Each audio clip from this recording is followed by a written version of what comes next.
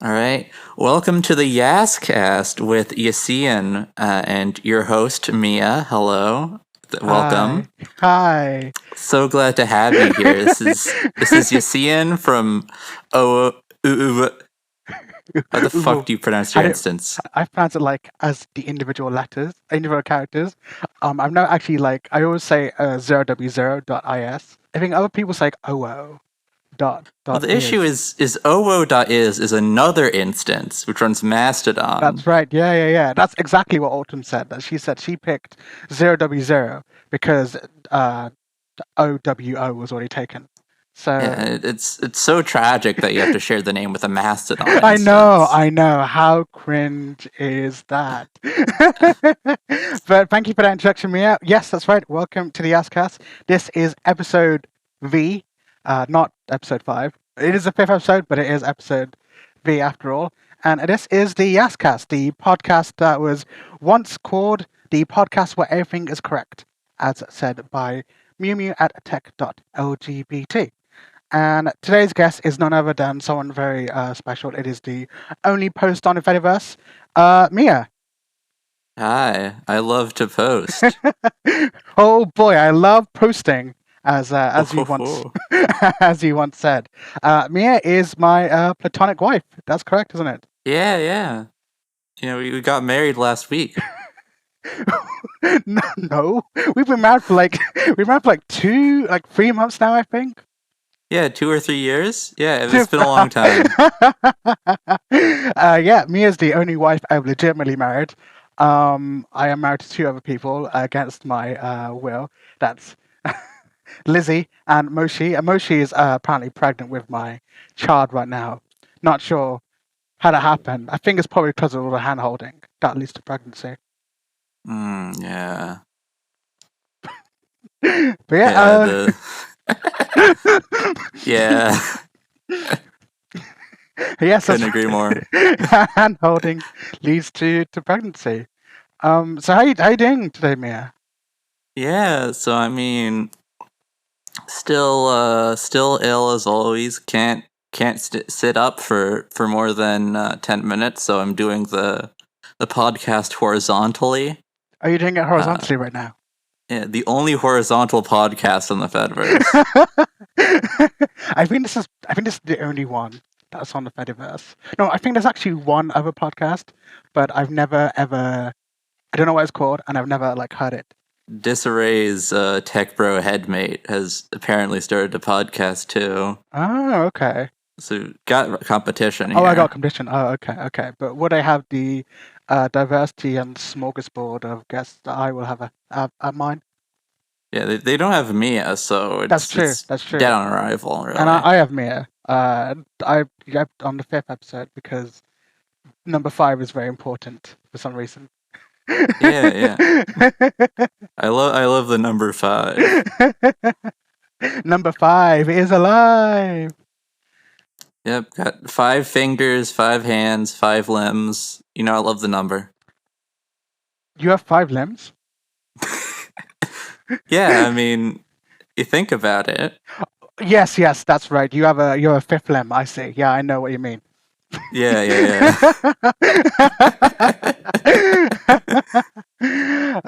So the Podcast is going very this is well. going so well. Oh my god. I have like a whole like page of notes that I made because I've been like the past week I've been just thinking of random stuff, and even like last night, even like this morning, I had a dream in the studio with you here, and well, the difference is that your icon was colored like pink instead of this nice purple hue that it's got going on here. Oh yeah, by the way, for the first time in 5 episodes, my name on the in the studio is now just Yaseen. So for the past 4 episodes, it's been.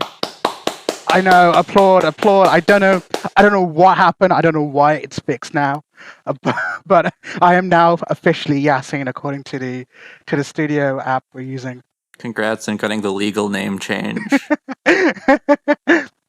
Yeah, and I had some questions in that dream that I thought were really useful, and I've written them down in my notes, and there's quite a lot of notes here. But yeah, obviously the first thing I do want to ask you is, how did you get started on the Fediverse? Because you've been around the Fediverse for Like a considerable amount of time, I suppose. Yeah, about I'd say 10 months so far. Oh, okay. So I've been on the Fediverse longer than you have. Yeah, I haven't been here very long. It's funny because you're just like Julian, that you have this impression of someone who's been on the Fediverse for way, way longer than they seem to. I guess it's Yeah. probably because of like all the or like because you self-host and stuff, and you know quite a bit of detail about. Yeah, Um, I'm just, really intelligent and such. yes, that's right. You are very intelligent. You watch a lot of Rick and Morty. That's the. Yeah. Yeah, I loved season 3 of Rick and Morty. That was my favorite one. Yeah, so how I started on the Fediverse, yes. Yeah, So it was a long, long time ago. Back in the days when Twitter got, a little bought out. yeah, they did a little trolling, a little bit of corporate acquisition. So people didn't really like that Hmm. for some reasons. I had a Twitter account, but I posted about like once a month or so. Just like when I had a sort of premonition from a higher being, I would post. But most of the time, I would post on Discord with friends Right. Okay. in Discord servers. But I also used Reddit at the time, Hmm. and Oh, you're the epic redditor. I see. yes, I had so many golds. I think I think on my biggest account, I had like 100,000 karma. It was Wow. yeah. I've been a long time Reddit user. It's a fucking terrible platform. Oh my god, tell me about it. It's like Reddit is to forums like Walmart. It's like mom and pop corner shops. It centralized Yeah. all that into this very awful platform that you kind of had no choice but to use. Well, the thing is, if you imagine like the Fediverse now, you have all these very distinctive Yep, yep. communities in the Fediverse, and they all despise each other. And that's the exact same on Reddit. Every community was different, and they all hated each other. And all the moderation on the communities was different. There are like some communities where if you even like commented on like a community that they didn't like, they would ban you from like 20 subreddits. Wow, They had crazy. these cabals, like legitimate actual groups of people who spent their days taking over subreddits to enforce like ideological purity on people. It's a beautiful place. Hmm. Like Hmm. it is legitimately insane what goes on Reddit. So I was using Reddit one day and I saw someone talking about, the Mastodon network, Hmm. TM. and I was intrigued. We have this alternative, and they recommended some fucking Mastodon server, and I looked at it, and I was like, this kind of fucking sucks. Not gonna lie. I looked further in the thread, and somebody suggested snug.moe Oh in the wow. comments, and so I made a snug.moe account, and that was my first account on the Fediverse. Based off of a Reddit comment, I just happened upon snug.moe. I'm sure Cherry's very happy about that. A shout out to Cherry. Shout out to Cherry. Shout out to Cherry, yes, the best admin. From there, I posted A lot. a lot. Yeah, yeah. I think we probably crossed paths like a little bit after you joined them, because I think we weren't friends when I was on Mastodon at all, but we definitely were friends when I was on Snowden. So I think it must have Hmm. been a few months into your tenure at snug.moe that we must have crossed paths. I'm sure it's probably Yeah. because either you shared something incredibly inhospitable to human life, and I was like, I need to follow this person straight away. Or I posted something that was deeply inhospitable to any kind of life form, and you were like, "This, this guy, this thing, I gotta follow him right now." Yeah, I mean, I gotta follow the source of the Yas posts. That's right. That's right. And I gotta follow the source of the Mir post, and now here we are in this very cozy studio. Yeah, this too is Yuri.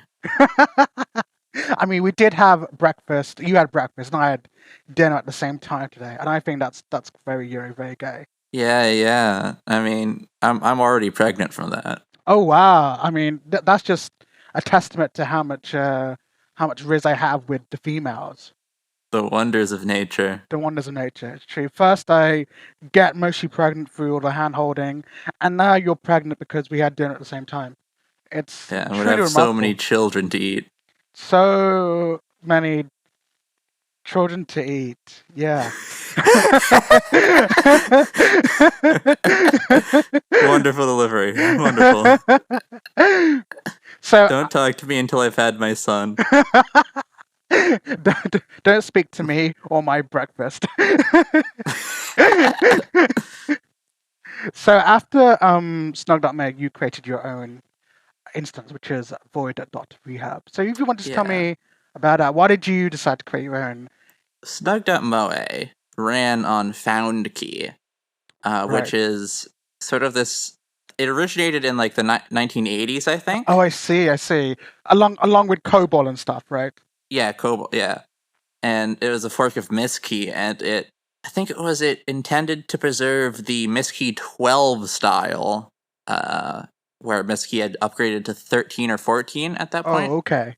And so they wanted to preserve like an older style of Mhm. Mistkey, and it was like a community fork, and it was legitimately pretty good, except for the fact that they didn't have migrations, and they also didn't get post edits when CalcKey added post edits. And Oh, yeah. okay. And CalcKey was invented in 2030 when they realized it didn't have enough Mistkey forks.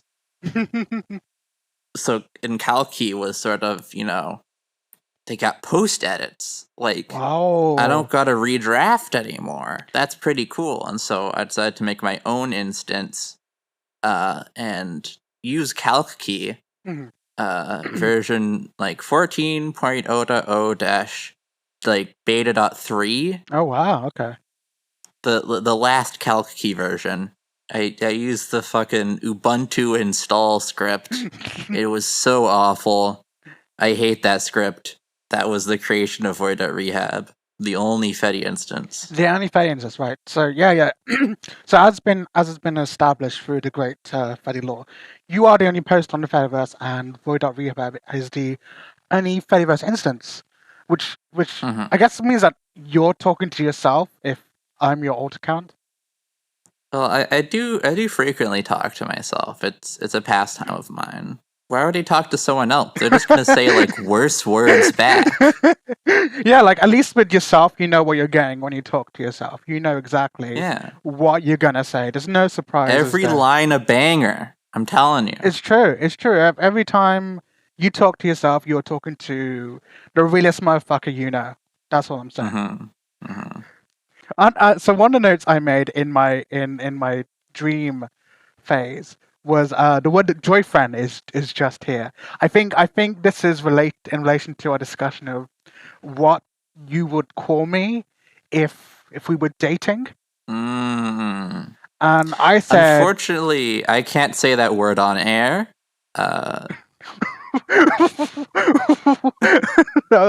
Okay, wow, Mia, that means a lot to me.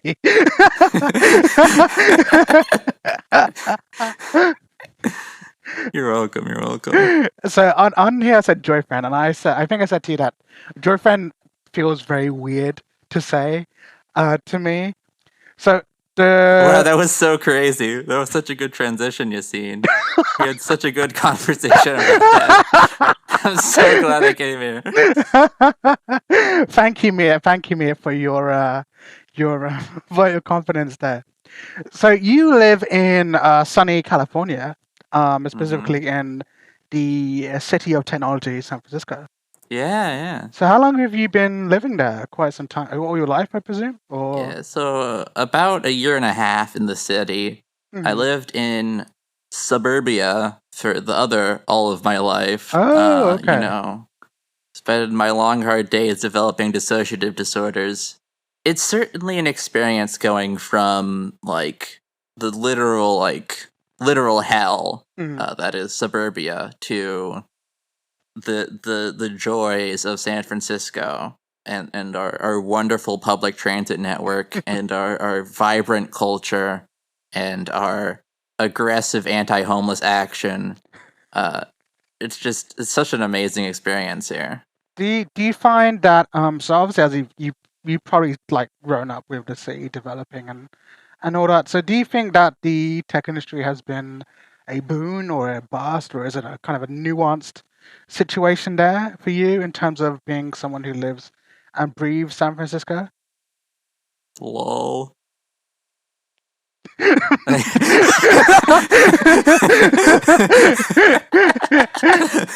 the Okay, tech no. industry good or bad? Ha ha ha. Okay, so it is complicated. So the current main business of San Francisco is parting venture capitalists with their money. Mm. That's our main business model here. So, you just sort of randomly get startups set up here, and you sort of look at where they are and their progression, and you see, oh, they just recently had a venture capital round, which Right. means they're probably not profitable, which means if I buy from them, a venture capitalist is paying for my groceries. Yes, that's right. Which is very fun. But issue is that venture capitalists are actual ghouls. Yeah. They've got a genetic predisposition to being the worst people you've ever seen.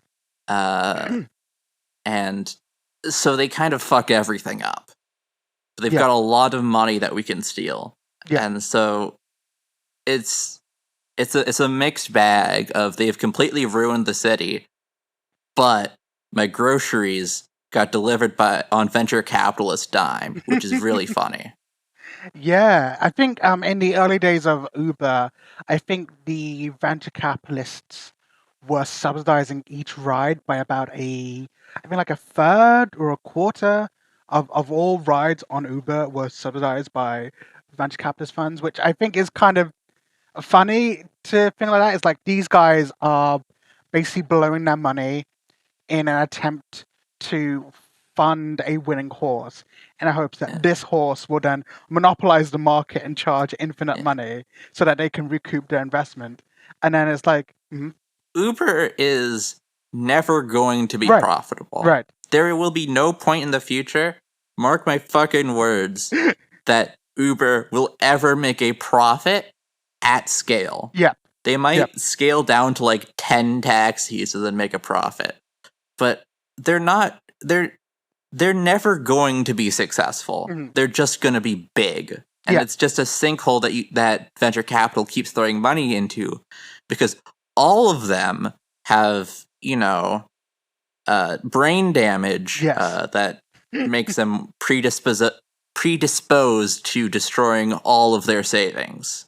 Yeah, it's true. I mean, Uber has been around for like, God, I feel like 10, 15 years by now.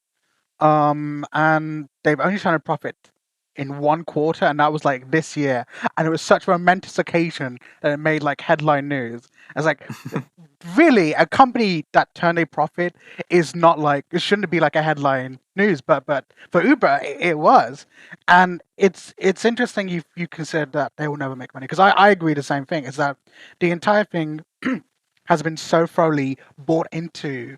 It's essentially like a cult of venture capitalism, in that Uber's been around for so long that it has to, it has to make money eventually. It has to win. It must win, because otherwise all this money that everyone's poured into it just dissipates, It's truly too big to fail. It's truly too big to fail. And yet, when you look at Uber's business model, like, you'd think that it actually is kind of perfect, right? They don't own the cars, okay? They don't pay for the maintenance, right?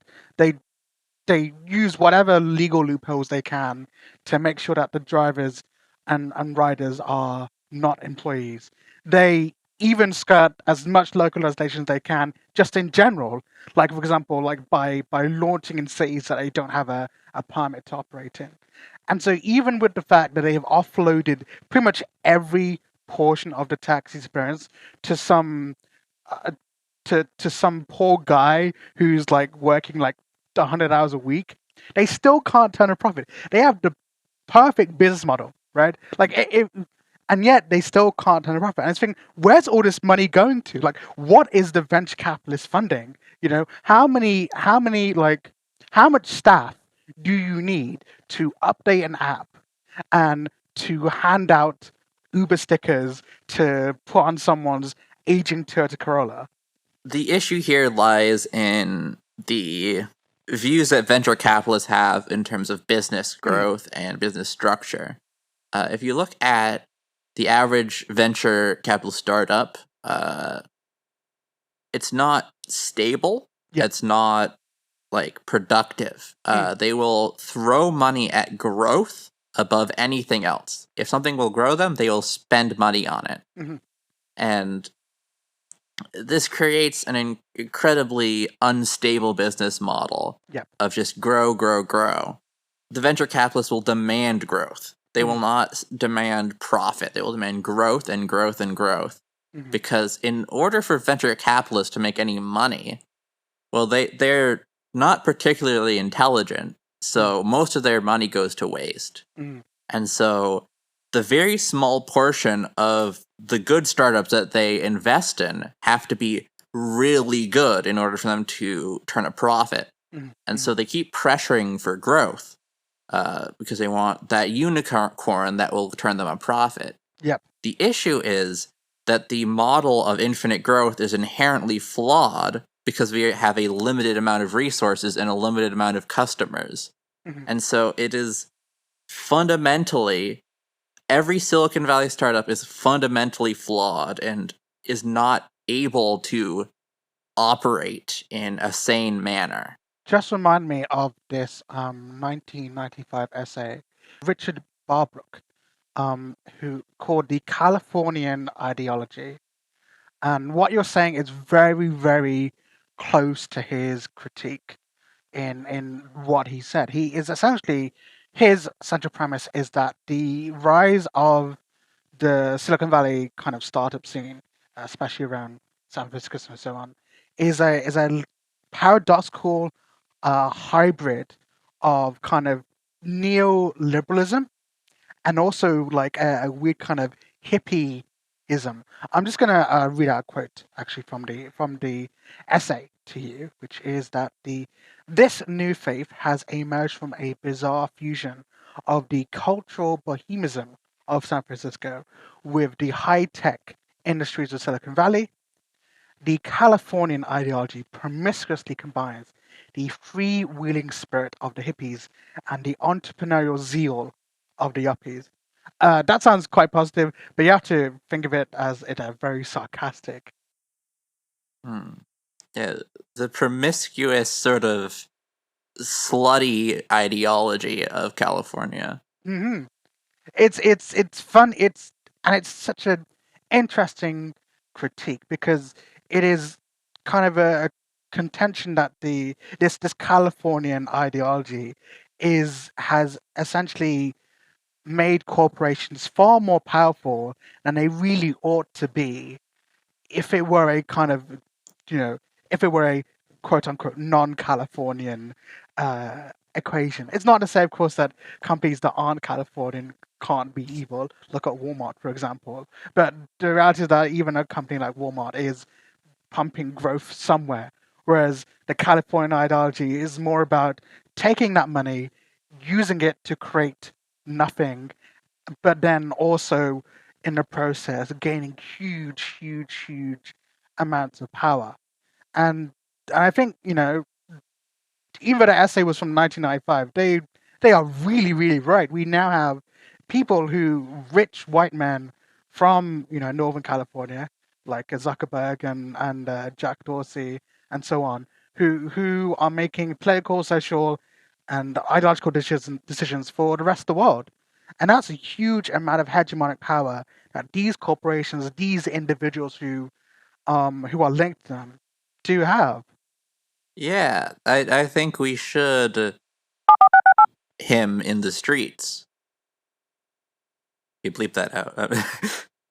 I don't want that. I don't like that bit. you want to cut that out? No, just bleep it out. I want them to know that I threatened Mark Zuckerberg, but not what I threatened him Oh, okay, with. yes, yeah. Okay, don't worry. I'll bleep it out. I think I do have a bleep pop in. Yeah, I'm Technically gonna bleep that. advanced podcast here. I can bleep that. Yeah, sure. I agree with you. I think that we should to Mark Zuckerberg. Yeah. I think what really needs to happen is he needs to be put into the center of the tenderloin, zero security, zero police for about 48 hours. And if he survives, he's allowed to keep going. It is the trial. just pop him straight there and just watch what happens. You've reminded me of another thing, which is very recently, Linus Failtips said that ad block is piracy, and I want to know what you think of that kind of statement, especially from that kind of person. Yeah. I mean, if ad block is piracy, then I'm just gonna keep being a pirate. Am I right? Yeah, I mean, if you make your content inaccessible for consumption through normal means, then I will pirate it. Mhm. If you make your show only available on Netflix, I'm not going to buy Netflix. I'm going to torrent it. That's I'm right. not going to go through these shitty systems that you've built, part me with my money and part me with my time. I'm not going to spend hours and hours looking at your ads for shit that I'm never gonna buy. Like fucking Coca-Cola ads. I'm not gonna drink Coca-Cola. It's literal death juice. Yeah. I drink water all day. That's all I drink. I'm not drinking fucking Coca-Cola. Fuck off. Mia is a proud hydro homie. It all sucks. It sucks. All the ads suck. Yeah, that's the thing. Adverts go back to this kind of neoliberal idea of the individual, not the kind of liberal idea of the individual, which is a completely separate idea, but this neoliberal idea of the individual, which is that the individual is free to do what they want as they please, but the individual can be sold back their individuality by corporations, right? You are not a real individual unless you're drinking Coca-Cola with everyone else. You're not a real individual unless you are, driving a Ford pickup truck. You're not a real individual unless you're doing this, that, the other, right? Because the whole point is to put inside you some kind of FOMO, that's this social angst that you're not a real person unless you're doing this thing that everyone else is doing. You're going to miss out if you don't drink Coca-Cola. You're going to miss out if you don't buy a Ford pickup truck. And it's like, well, actually, the whole neoliberal apparatus is designed to sell you back your own self. When in reality, if you live as a pirate, if you live without ads, if you live without being sold yourself, you are a much freer individual because you can decide what that is for yourself. Yeah. And also like $10? Like fuck off. Yeah, so they raised the price actually in the UK, so it's like £15 it's like £16 a month for this shit. That's more expensive than a burger. I'd much rather get a burger than a Netflix subscription. And of course with the recent announcement that they will basically cuck you if you're watching Netflix at more than one place at a time. So it's like, well, okay, Wait, so you for $10? Huh? Yeah. So if you have Kind of sold now. yes, for $10 they will cuck you. That's right. But no, this is in reference obviously to the fact that if you're watching Netflix at more than one physical location at a time, the second location will be cut off from watching Netflix for the rest of forever. So now it's more expensive and has less features. That's a winning combination. It's the further end shitification of so many things, especially in the realm of inflation, which is really kicking everyone's ass right now. Hell yeah. Yeah. The only kind of inflation I like is actually I don't really like inflation at all. Someone else will, and that's like their thing, and they can like that kind of inflation. But I don't think anyone really likes the economic kind of inflation. Yeah, it's sort of a bourgeois worldview. Yeah, you're just you're just saying a big word in the hope that it impresses the audience, right? I'm calling inflation bourgeois. Right. Sorry. Okay. Now, yeah. Inflation is bourgeois. That's right. Blowing up some random fox. Is I'm gonna fucking kill that guy. You went outside like last week, and it was honestly gorgeous. Those photos. My legs hurt for a week afterwards. I couldn't like stand up I had trouble like even sitting on my fucking toilet because my legs hurt so much. What you do to get an amazing view, I think it's worth it. Yeah. I mean, I gotta have my self destruction. So one of the things I wrote in these notes, which I think is a question I thought you might have a good answer to. What do you think of the kind of ethical situation in response to lab grown meat? Ethical? Yeah, there's a whole Like, ethical thing about lab grown meat. I mean, it sounds cool to I me. think it sounds cool to me. That I mean, like, I would hunt down and kill a cow for a burger. Like, I don't see the problem with lab grown meat. maybe Like, it's not got a conscience in there. maybe you're like the wrong person to ask this question. I'm like I feel Yeah, this is one of those questions that came to me in my dream. Like, okay, yeah, sure, I'll write it down and put it in there. And I'm like, as soon as I asked you that question, I was like, is Mia really the right person to ask this? I mean, yeah, I'm not a yeah, vegetarian. like you're not vegetarian and like you have no like qualms with eating meat. In fact, like I'm pretty sure like we've talked about like the food you've had and there's been meat in that. So yeah, okay. We can move swiftly on to the next one. Actually, you know what? Shall we go on to the questions that the audience have given us? Sure. Yeah, let's do that. Okay. Yeah, gotta give me a really hard hitting Oh, one yeah. here to start. To start, I'm just gonna go from the first one to the bottom one. But so the first question is actually quite a hard hitting one. So this is from Xpurge, which is Xpurge Tech at wetdry.world. The question to us is agender versus asexual. Which is better? Agender? But Yassie doesn't have a gender. I do not have a gender. It was stolen from me actually because I live here in Birmingham. It was very tragic. You know, I was walking down the street and this guy just bumps into me. You know, it was just really quiet, one of those really quiet muggings that you get. You don't even know, like a pickpocket, right? Mhm. And then it was over, and I got back home. I was like, wait a minute, my gender, it's gone. They stuck. That guy must have stole it, and that's it. That's it. You know, that's how I lost my gender. It's crazy. For me personally, I'm on like SSRIs and anti-androgens, so the sexual has been gone. Right. Okay. It has been taken from me By the medicine. by some guy with a degree a decade ago. Yeah, I mean, my answer to the question is I think they're both good in their own ways.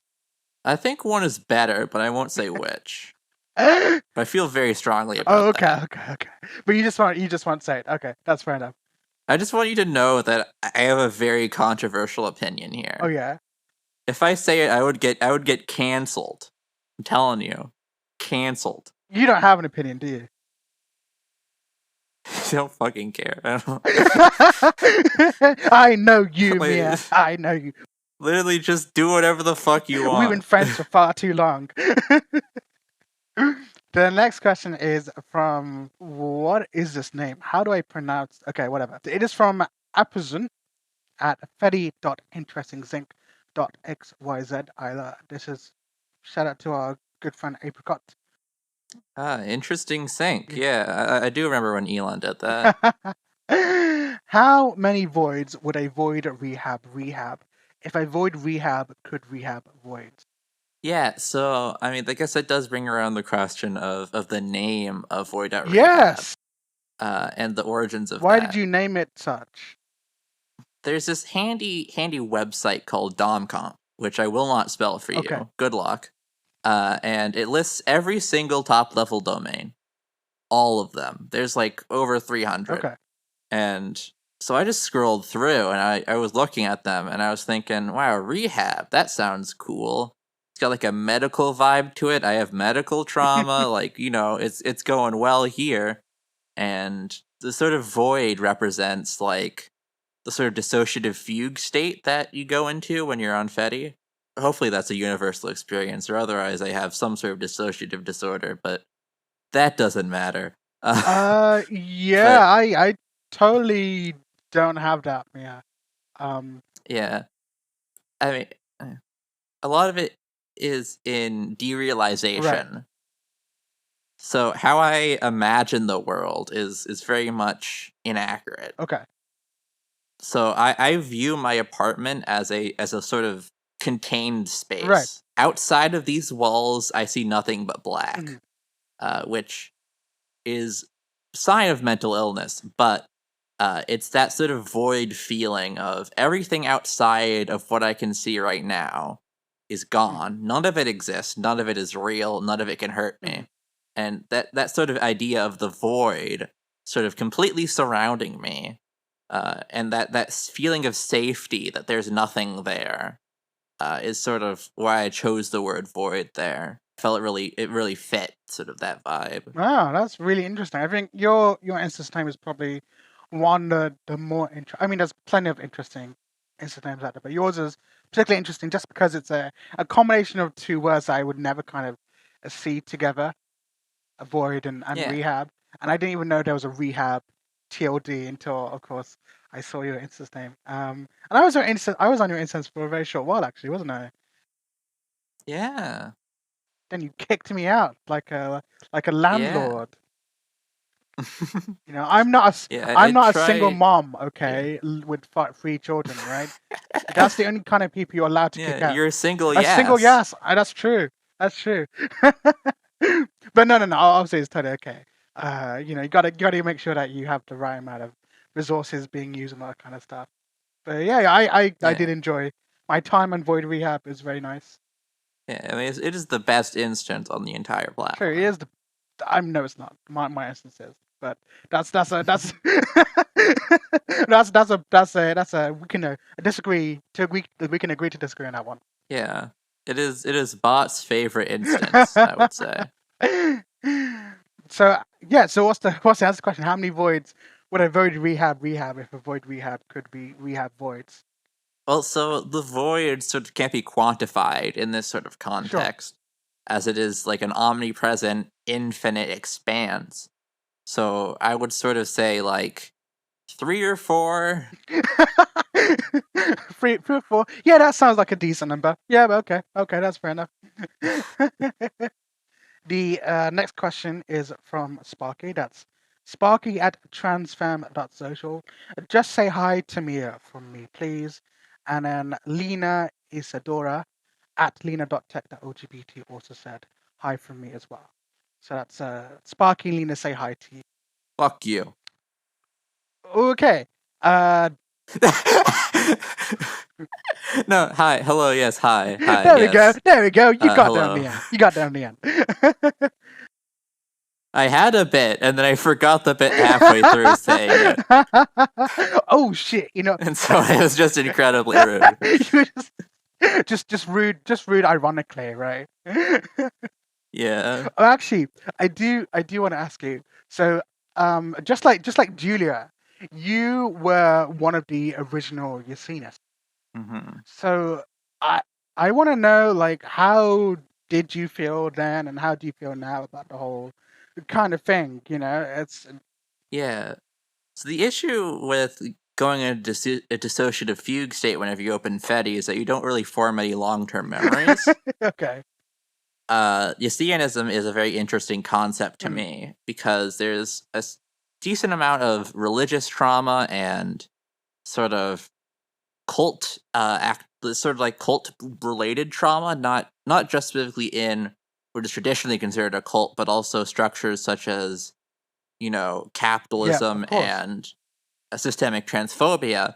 All these sort of systems where if you question anything like that is core to the ideology, then you'll be Yep, shunned. yep. And these sort of cult ideas, are sort of reclaimed through Yaceanism. It's a sort of taking of this trauma and turning it into a funny bit, uh, and sort of reclaiming that pain and that Right. trauma. Yeah, that's a really heartwarming and really interesting way of looking at it. You know that it. Yeah, I made it up 2 days ago. How do you feel about it now? Obviously, because for reference, you were the ones mentioned in the dream post, and so therefore you were a initiator. It's a funny bit. I think specifically like the Yaceanism like tag, putting that or Yaseanist in your username is sort of a bit Mm. past its point because it's already been 5 day and night cycles. It's been way longer than So that. Yeah. so it's sort of over at this point. But like in terms of the Yas lore and such, it's just a funny bit, just sort of ascribe random things to Yasean. Yeah, it is. It's funny for some. Lol. It is funny. It is mildly amusing when another crazy thing happens like that. Like when I'm accused of shooting JFK. I don't know Mhm. why that one sticks in my memory so much. Probably because it's just Yeah. so funny. You're yeah. You were the Umbrella Man. I was the what? You the umbrella. So there's a conspiracy theory around JFK's Mm. assassination. Right where like JFK was shot, there was a guy holding an Right. umbrella, like just on the side of the road, in like perfectly clear weather, just holding an umbrella, and people were like, "That guy's definitely involved." Uh, he wasn't, but it was an interesting conspiracy theory. The idea is like he moved his umbrella to signal the shooter, or he somehow knew that something was happening. Turned out it was like a reference to Neville Chamberlain, uh, and appeasement, which that's not That's a that's stretch. not involved with the assassination of JFK. That's a real stretch. I mean, it's funny you mention that because, of course, Neville Chamberlain was born here in Birmingham. That's just a funny coincidence. So you could have stopped appeasement. I could have stopped appeasement. You could have stopped appeasement. That's your fault now, Uh, Yassine. Whoa, You were there. You were there. You saw Neville Chamberlain, I saw. and you decided, I will let him live. Wait, what? World War II was your fault, World War Yassine. II is my fault Yes, because I didn't stop Neville Chamberlain. exactly. What the? You know how many hours they have in Hearts of Iron 4? I know this stuff. What the? What the? What the man? No, not more crazy, Yaslo. Why have you done this? Oh my god. Oh. Do you want some breaking news, by the way? Go ahead. So, you remember that website? The one that I got banned from, T2, now called Mm-hmm. Pebble? Well, it is shutting down as Ooh, of yeah. 1 minute ago. Hell yeah. Oh my god, I can't believe it. I outlasted that website. Oh, can't wait to post about this later today, guys. Oh boy. Yeah. I mean, I get that you're excited to host a social media platform. Okay, so the next question is from Bard at transfam.social. Hello, Bard, my brother. Hello, Yaseen. Hello, Mia. Mhm. Question 1. What is memes? A meme is sort of a piece of knowledge or information that is passed around between like generations and around people. It's a sort of mimetic knowledge of random things. And through the internet and the sort of global reach, this meme concept is able to spread not just from like ancestors, but also throughout the world, creating this sort of information superhighway That's right. between the poster and the lurker. Yeah, that was gonna be So that's my answer that's too. what that's what a meme is. That is one of them. Yeah, I would say pretty much the same thing. A meme is piece of cultural. If you want to think of it this way, the Kilroy image is a meme because it was a piece of cultural knowledge that was passed around and passed through generations and appears in random places, just like a meme would. And Mhm. the acceleration of memes over the past, I'd say since the mid 2010s, maybe late 2010s, is kind of accelerating. If you consider like when I was in my early 20s, the meme culture was a completely different thing, and each individual meme had more staying power.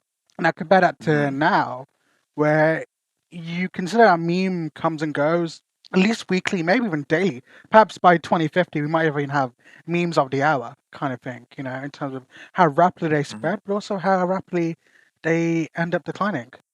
A meow bounce Yes. meme, for the period that lasted was like 2 or 3 Yeah, yeah. hours. It was a very quick No one's one. ever referenced it ever again. You know, like Yeah. so we already at that stage where a meme can appear and then disappear within a blink of an eye. If you were asleep, be asleep, and in that time period, like 2 or 3 memes have gone.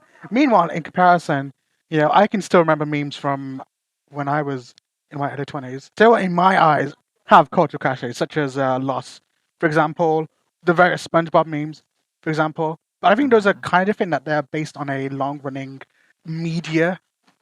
Well, to Yeah. call Control or Delete a piece of media is probably doing a disservice to the term media, but that's besides the point entirely. So yeah, that's the answer question of what is memes. The next question is, what is your plans for the spooky season? Any plans for Halloween? So my plans mostly is to lie down in bed and dissociate really hard. So what about you? Yes, on the 29th, I'm going to see my friend Natasha for a Halloween special. So that should be good. That's pretty much Mm. it. I am in my late 20s, so I am getting very tired.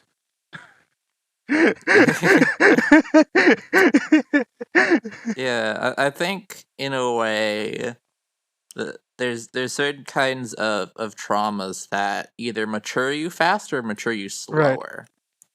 So you look at like age regression, and that's sort of a trauma that matures you slower. I got the trauma that matures you Mhm. faster, and so I wouldn't really like do much for like a holiday beyond like maybe hanging out with a friend. Mm.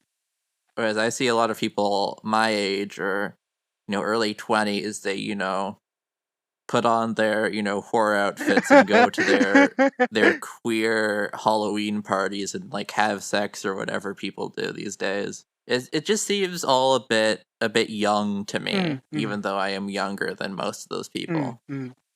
I'm a jaded old 19-year-old. Jesus Christ, man. Sometimes I don't need to get ID'd because they can see the jaded millennial look in my eyes. They just look and say, "Yep, this guy has been through their 1,000th once in a generation event. I Yeah. can give them this box of scissors." Yeah. I mean, I'm 6'3", so people generally consider me old. By the way, my DMs are open. Um, Well, you yeah, heard you so heard me. Her DMs are open if you wanna get in on that. yeah, you come in, I'll call you a punching bag and then leave you unread. Um, Is this how you treat Liv?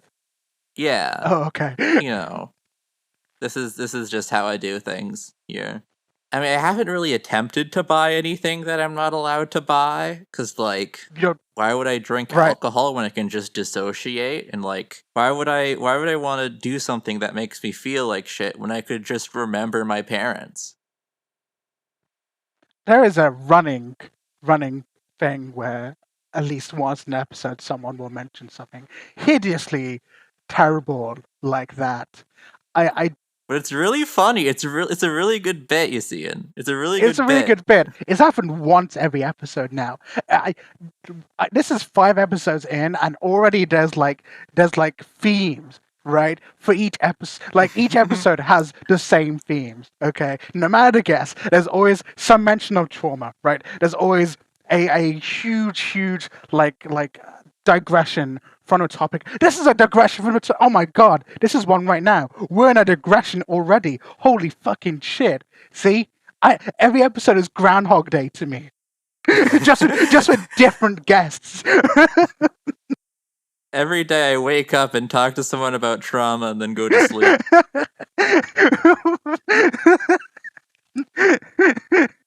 And I said this question was delicious. It was a very delicious question. Perhaps not for you, but the next Yeah. question is from April. That is at april@wetdry.world. Great instance name. That's a reference to Mario, right? Yeah, it was well. The name of the level is a reference to the assassination of JFK. Right.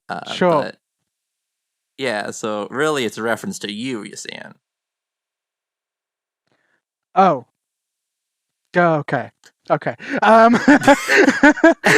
Stuck the landing. Stuck the landing. I was like being reference to. Oh yeah. Okay. Okay. I get it now. So April's question to us is: how does Nia find so many post ideas?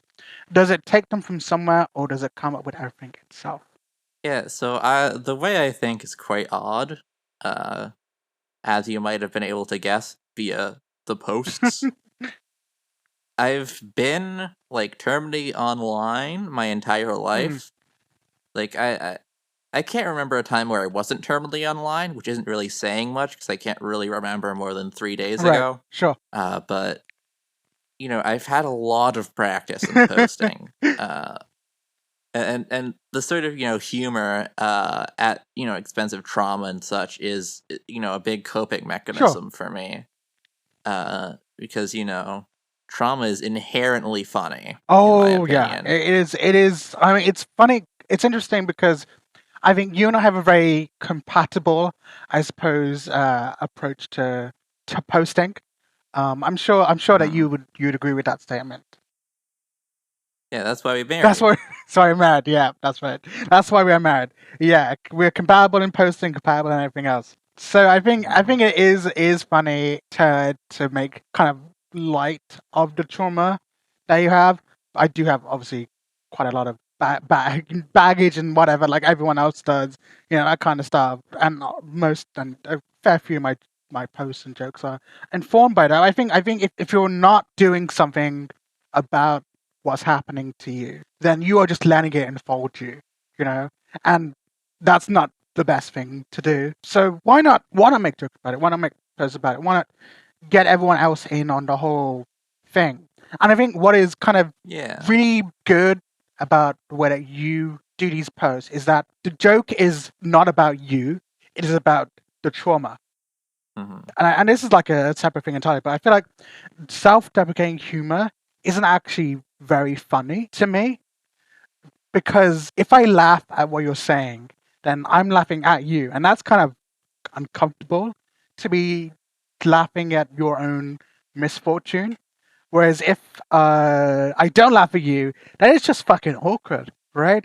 But compare the jokes that you make about trauma to jokes about yourself, and your jokes about trauma are just funny, right? They're in some way relatable, and if you don't have trauma, they are funny in of themselves in that they're a kind of observational humor, right? You don't need to be of a particular persuasion to laugh at observational humor. Yeah, and so I used to do a lot of self-deprecation, and I sort of realized at a point that kind of fucking sucks, not gonna lie. Like, it's just self-harm, but like in public, which is kind of a shitty thing to do. Yeah. At least in my opinion. Yeah, I agree. Like I said, it comes back to the fact that actually by making yourself the topic of the joke in a self-deprecating way, you are kind of including everyone else in your own hurt.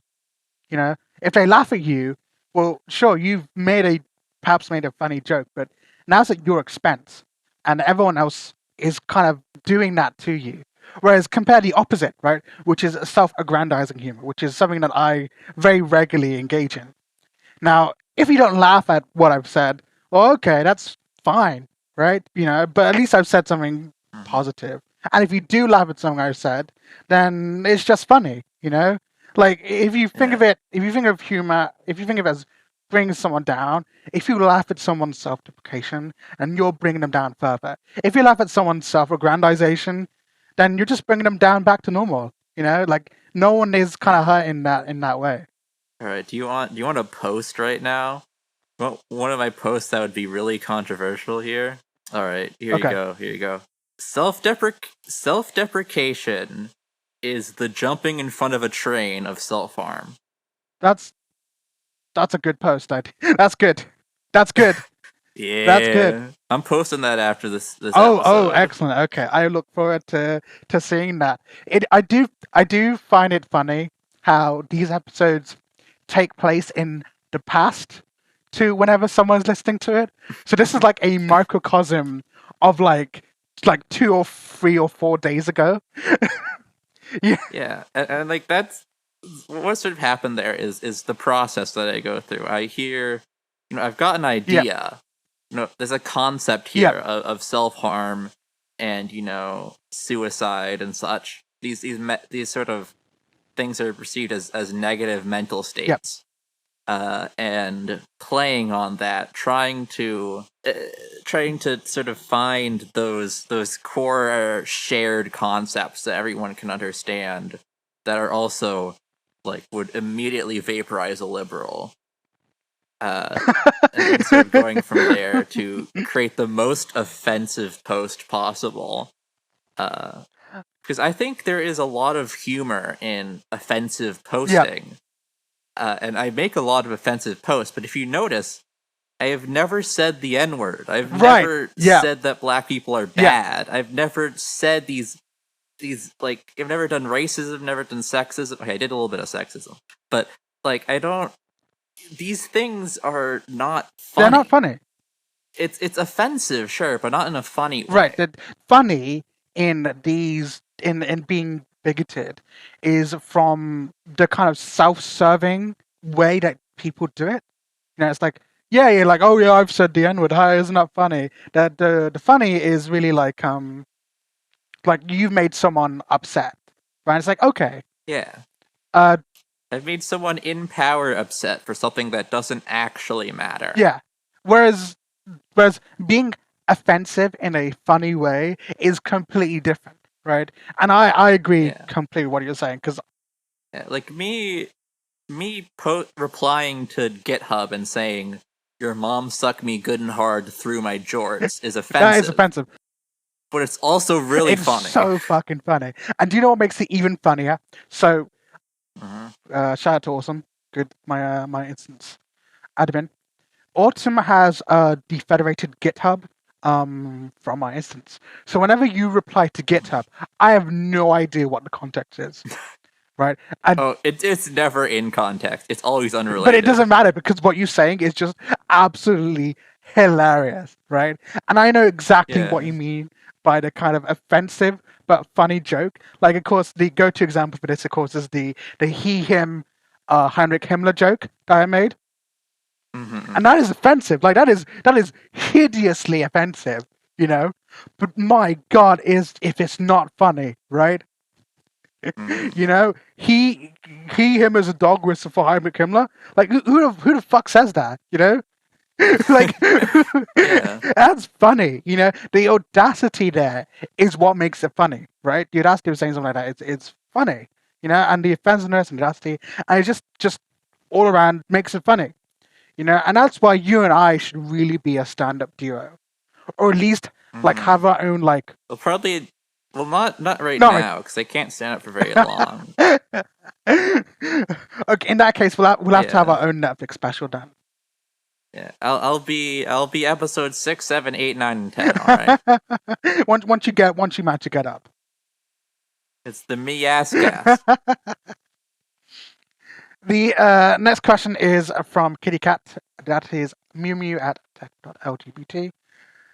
If Mia is the only poster of the Fediverse, is there a point in asking the questions? Do any of us have the free will in here to come meow up with one she didn't think of herself? Yeah, I think it's good to. Yeah, anyone who has submitted a question is fundamentally misunderstanding the point. What you're supposed to do is heckle me in the replies. That is the point. It is the interaction there. You cannot ask me a question that matters.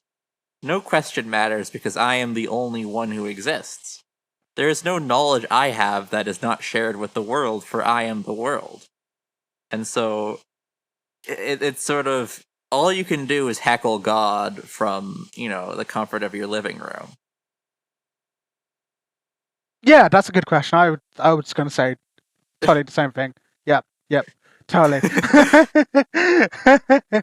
I mean, to answer that question, as a puppet of Mia, of course, is there a point to ask questions? I think there's a point just because it's kind of very funny to pretend that this is all like a bit of free will happening. Just a funny bit for everyone to have free will to ask you questions, Mia. Yeah. I mean, girls love a little loss of free will as Yeah, a treat. it's true.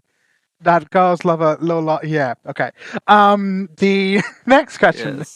Awawa and such. Oh wow wow wow wow wow. Oh wow wow wow wow. That better make in the final cut. Yaseen saying Yeah. awawa. Yeah. Oh wow wow wow wow wow. Oh wow wow wow. It's like someone asked me like, why do people say oh wow wow on Fedi? And I said, I mean, just like say it, right? It's just a very fun thing to say. Oh wow wow wow wow wow wow. Yeah, so the answer is childhood trauma most cases. Yeah. Okay. Yeah. I totally get that. I spoke about my mom last episode. I'm not going to do that again this episode. Next question is from Lena at tech.lgbt. Very cute question, I think. Is there anything you would advise to a younger trans person without supportive IRL family? A younger trans person. What are you, 2? Like, okay. I mean, I was voted to be 26 years old last time I did a poll, so I guess I just give off those vibes. You know that I'm like 28, right? So it's probably younger in that sense as opposed to like being younger than. Yeah. Anyway, So, do you have any advice for Lena in that regards? kill your parents. No. So you can get. So you can buy direct order HRT. Go to DIYHRT.wiki, and it will tell you how to get this stuff. There is another site which has a full list, like a full index of pharmacies. I've used Oshinoko, and they've been great. Packaging is fairly discreet, though it is from Brazil, so they might question you about that. Like, who the fuck goes to Brazil? But you can get it like delivered to a PO box. You can get it delivered to a friend who has a trusted family, and get these hormones. If you don't have money, yeah, shit sucks. But you can sell images of yourself online or whatever, and you can do mutual aid. You can do a hormone bake sale. Yeah, so just you can direct order. If you're in America, it's perfectly legal. This is not legal advice, by the way. Yes. It's actually in a gray area, depending on how old you are and where you live in America. If you're under 18, then legally you cannot consent to informed consent without your parents. I didn't sign an informed consent form, so. Yeah. So yeah, that's really good, Mia. That's probably going to be really helpful. So Mia says go to was it DIY HRT DIY? Was that it? DIYHRT.wiki. I can double check. DIY.HRE. DIYHRT.wiki. DIYHRT.wiki. Yep. So if you want to get some little hormone help, then that's the place to go. But change your gender at home now. Download free gender. Download free gender. My advice, I think, to someone like you, Lena, is probably a bit more like spirited than Mia's hard advice. But I think the important thing is not to lose sight of who you want to be.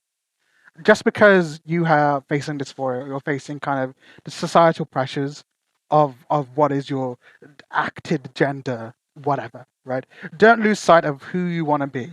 Because remember, there's no such thing as too late to be who you are. Okay, I am 28, and it took me a really long time to work out who I am, and not just like an agenda self, but in like a cohesive self, right?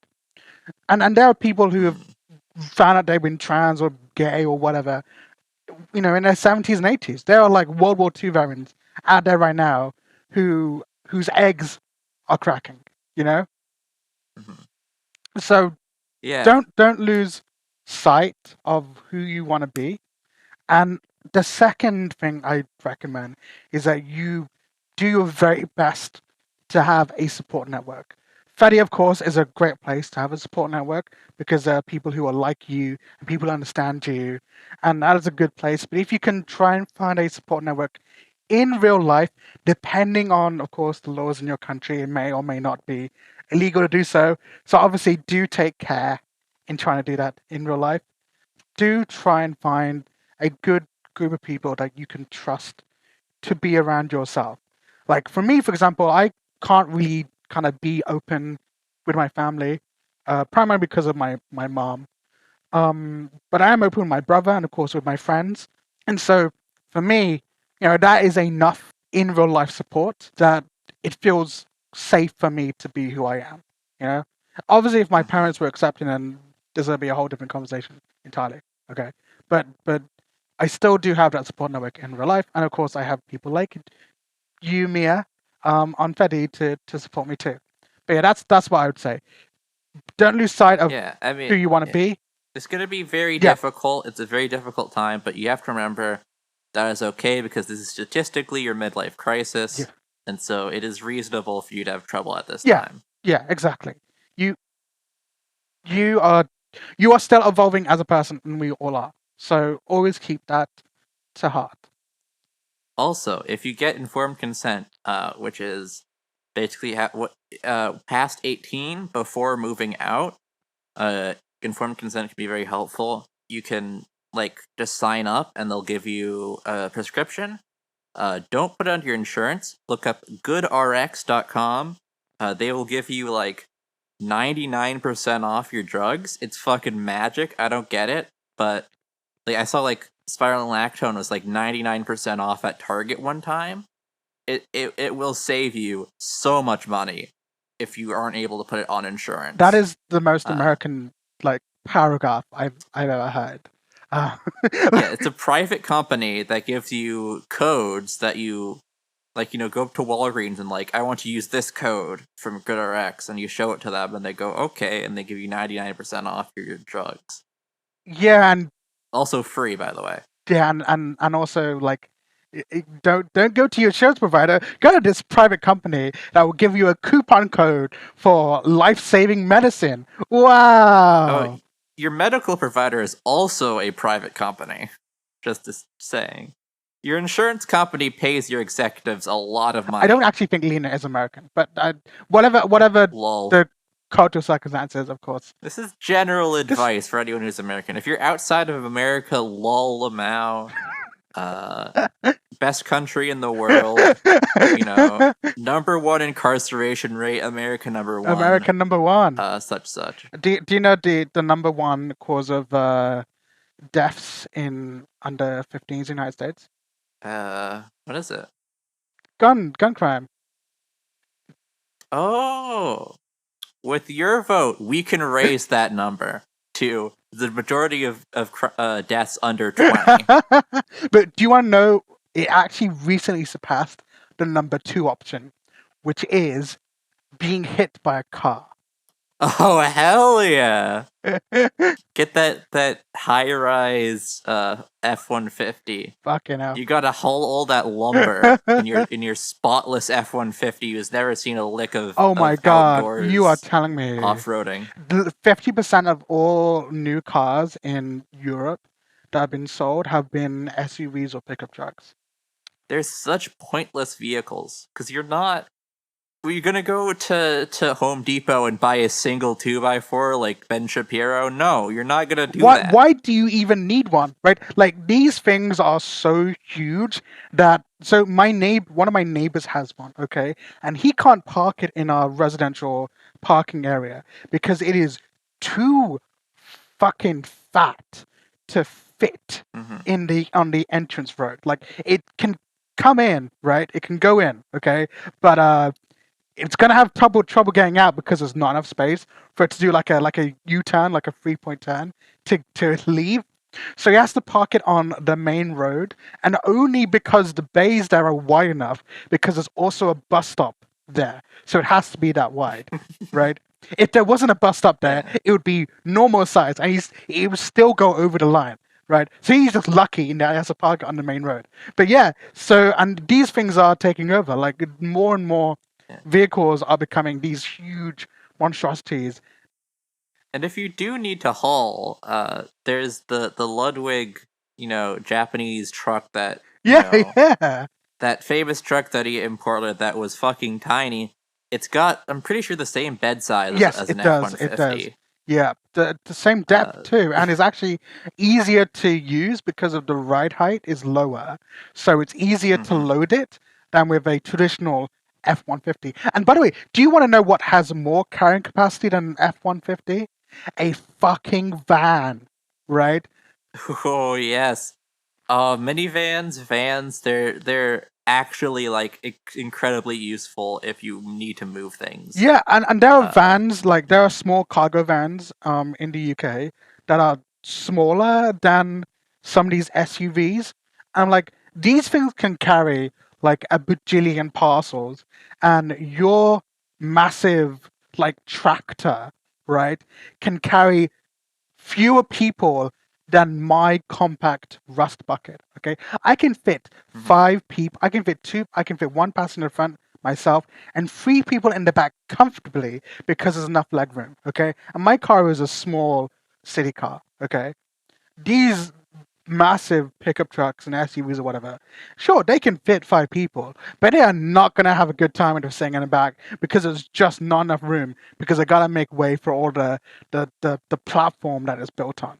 I mean, they could sit in like the little tray in the back. Oh, yeah, of course, that's right.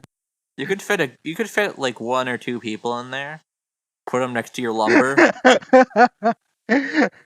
your single 2x4 in the Home Depot bag. Yeah, I mean, I don't have a driver's license. I've never driven a Mhm. car. Uh, I gotta I gotta say, there's nothing beats dissociating in a metro vehicle. True, Like true. the Muni Metro vehicles here, they're like hybrid, underground, Mhm. overground. Underground, they go like the speed of like 3/4 the speed of a subway. Overground, they go the speed of a bus, but they're on rail, so it doesn't bounce. So it's a smooth Smooth ride, a ride smooth ride. Okay. for like 40 minutes, and you can just dissociate like completely out of your head. And And like it's like you've just arrived at your destination. yeah, and like you sort of wake up from your fugue state and you look over and there's just the beach there. And unlike with driving, you're gonna get pissed off because somebody is worse at driving than you, and they're gonna fucking turn like violating a traffic law, and you're gonna honk at them, and they're gonna honk at you, and they're gonna pull out a gun or something, because it's America. Public transit is so much more For sure, for convenient, sure. for 99% of the Mm. case, and for that extra 1%, IKEA does delivery. You know. Yeah, for me, obviously, I drive I own and operate a motor vehicle and so on. Most of I try do as much as I can on public transport just because it is very pleasant. It's a nice experience, I suppose. Very lucky that I live close to the center of town, so it is relatively prime position for public transport. I live close to some good bus routes, no train or metro, but I do try and do as much as I can on public transport. Unfortunately, Birmingham is quite a car-centric city, even by British standards. I think the ratio of commutes, workday commutes by public transport in Birmingham is like 30%, which is better than the national average, which is like 25%, but way, way worse than London, where it's like 30% is just driving. And London has awful drivers. So I imagine, I don't know how bad London would be if everyone drove there at the ratio that they do in Birmingham. But I, I would like to imagine that how pleasant Birmingham would be if everyone drove at the same rate they do in London. Everyone drives. You can live here on public transport. It is certainly doable. Hmm. You know, you can do it. And I did that until I got a driver's license, and it was certainly fine to do. But the reality is that there are so many places in Birmingham and in the kind of surrounding region are just inaccessible to public transport. There will be a bus there, but it comes like every 40 minutes, and it will take you like 2 hours to get there. In fact, I couldn't continue a relationship with a woman because she lived in a part of Birmingham that was just like a no-go zone if I want to get the bus. It was something like I would have to take the bus into town, and then take a bus to somewhere vaguely close to where she is, and then walk like 20 minutes. Yeah. And the lesson here is that poor bus infrastructure is homophobic. It's homophobic. Yes, exactly. It's homophobic. I could have gone, you know, I mean, how many gobbies did I miss out on? Because there wasn't an existing public transport route. And Birmingham does have a. British people. If you don't know what that means, you can probably guess. And the thing is that the Birmingham does have a light rail network, called the Metro. Hmm. It is just one line at the moment. It links the city centre with the suburbs in the west, and then it kind of runs its own dedicated track to another nearby city, and that's just one line. That's all it's been.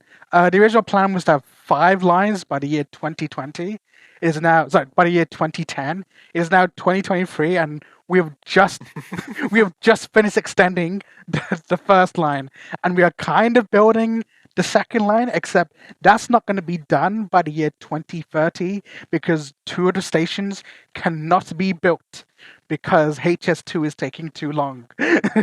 So Oh no. so line 2 can't be completed until HS2 is completed, and no one will know when that is completed either. And this extension, by the way, doesn't even leave the city center. That's how like far it is. Okay. And then the other line, line 3, has run into funding issues, so they've cut it into lines 2A and 2B. And so if they run out of money by the time they finish 2A, they can just like cut out 2B, I suppose, which you know is fine. Like fuck those communities, right, that don't have good public transport in the outer districts. So yeah, They should have just had more money. they should have just had more money. Like, why couldn't the Conservatives realize that spending money on things is good? But that's a different topic entirely, I think. But yeah, so it kind of does suck. So I do need a car for like the I would say I think my personal mode share is I do a lot of walking, and a lot of bus, and like I would say at least 40% of all the journeys I take kind of have to be done by car. They could be done by public transport, but then I'd be paying with my time instead of, even with the traffic that Birmingham is notorious for, it is still quicker to drive to many places than it would be to get the equivalent bus journey, because the equivalent bus would still be stuck in the exact same traffic. So, you know, why do that? And again, Birmingham is like the size of God, I don't know which American city to compare it to. Birmingham is quite sizable. I would say, actually, I think Birmingham is roughly comparable in geography and density to San Francisco. So if you imagine San Francisco without the metro and the tramways and the BART, then imagine like all of that gone, and you kind of have a good idea of what like. The city would fall apart without BART. Like the whole region would Yeah, yeah, fall into exactly, chaos without BART. exactly, right. So Like BART gets delayed 20 minutes, and like we lose like $20 billion or right, something. yeah, exactly. And if Birmingham had a BART style network, in fact, if we had something similar to the municipal railway, then wow, we would be a booming town. It is a miracle that anything Well, like yeah. even gets done. You know? The thing with BART is that BART was supposed to be much Oh yeah. bigger.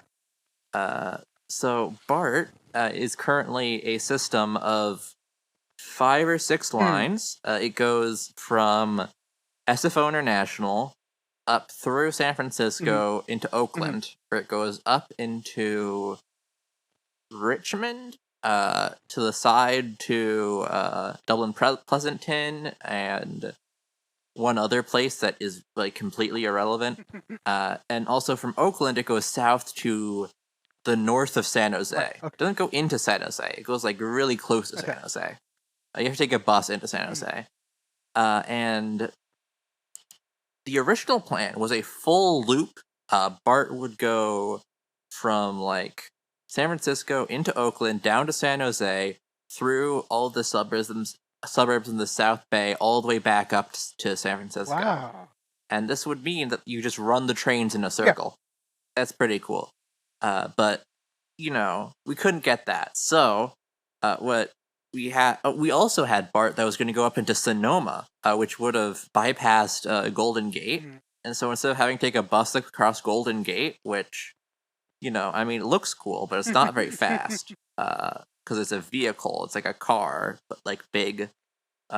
We could have had a tunnel or like a train bridge or something that went, to Sonoma, and it would have been glorious. Sonoma would have gotten so much business out of it. They'd be more developed yeah, instead of of just course. being like fucking cowland. But San Mateo, the bastards in San Mateo pulled Of out. course. And they were the ones funding the Sonoma extension and the San Mateo extension. And they pulled out of the most innovative train project to date in North America, in my opinion. Mm, mm, BART, automatic train control, the first automatic train control system was developed for BART. It was like 1950s. They didn't Jesus have like Christ. computers. The trains were automatic. They didn't have fucking computers. Transistor wasn't even invented. It might have actually been 1970, but it was the most innovative project like in San Francisco, in the Bay Area, that's ever happened. More innovative than any bullshit that some fucking Silicon Valley venture capital asshole could ever come up with. And San Mateo pulled out and destroyed a third of the system, just completely gone. And now the system makes no sense because we intersect with Caltrain at Millbrae, but SFO is north of Millbrae, so we have a branch that goes to SFO, and the lines are completely fucked up because of that, and it makes no sense at that southern end. Not to mention the fact that you have to transfer onto Caltrain to get from San Francisco to San Jose in any reasonable amount of time, and the Caltrain vehicles are 50 years old. And we're getting an upgrade later this year or next year. But still, I would rather just sit in the fucking BART train than transfer to Caltrain at Millbrae. Even if the new double-decker electric Caltrain EMUs are pretty damn cool. I would rather just have BART all the way south, but fucking San Mateo pulled out. I fucking hate San Mateo. Yeah, so that's BART. That's incredible to think about. Like if we had all the transit projects that we needed to, because the thing, like, if you delay a project like this, then it should have been done 10 years ago. Like the entire metro network for Birmingham should have been done like a decade ago, right? But now it hasn't. And now the city is Mm-hmm. suffering for it. It's crazy because until relatively recently, right, money was cheap. Okay, like Mm-hmm. it would have been. So I don't understand. Why didn't the Blair government, of the Labour government, just throw money at transit projects. They were throwing money at hospitals. They were throwing money at education. But when they throw money at transport projects, like why didn't they think, hey, if we want to improve the British cities, make them more like global or whatever, why don't we just throw money at all the proposals that they had, right? Because there were proposals for Birmingham to have like tube network, okay, like an underground railway, right? And Mhm. they obviously that got scrapped because it was too expensive or whatever, And of course, I mentioned the 5 lines and so on. It's like, why didn't none of that shit happen? Like we needed that 10 years ago, and yet none of them are on the table today. And every single day, transit gets more Yeah, expensive. You cannot wait for transit to get cheap. It will not get cheap. It will only get more yeah, expensive. The underground, the Bay yeah. Tunnel, which was the longest tunnel that they had ever built underwater. Like it was a marvel of engineering. They had, this is before computer Mhm. modeling, so and it fucking works. It works. It's a big fucking tunnel, and it goes under the water. It's wild. If we were to do it again, I think it would be like 10 billion. Yeah, I think was the estimate. It was way cheaper back then because and and all the welders and shit were union back then. Nowadays, like less of them are mhm. union. You probably get less on labor costs, but the land acquisition is Yeah, more yeah. expensive, Exactly, and exactly. all the regulations are more expensive. There's more approvals, more oversight, and a lot of lobbying against it from car companies. It only gets more expensive. Like if you look at CAHSR, the high-speed rail system from Los Angeles, EU, through Central Valley to San Yeah, Francisco. Everybody here in California wants that system. We want it because it went over budget and didn't build anything, and we still voted to keep having it. that's We incredible. had a referendum to cancel CHSR, and we said no. We kept CHSR, even though it's a massive fucking failure in its initial form, and it's being built now. It will be so amazing. We could have had it 20 years ago at a Right, lower exactly. cost without all the costs of paying all these fucking executives. And, not to mention the fact that contracting is incredibly Yeah. inefficient and that if, we just made a state corporation to build the Mhm. rail, then it'd be way cheaper. But no, it's fucking communism or whatever. Yeah, yeah. Of course, the same is true Oh my god. of HS2 in the UK. Last week the Prime Minister announced at the Conservative Party conference that he was gonna scrap the northern section of the route, which is from Birmingham to Manchester. So two important cities now just have their link severed. Right. At present, there's only one train an hour between Birmingham and Manchester.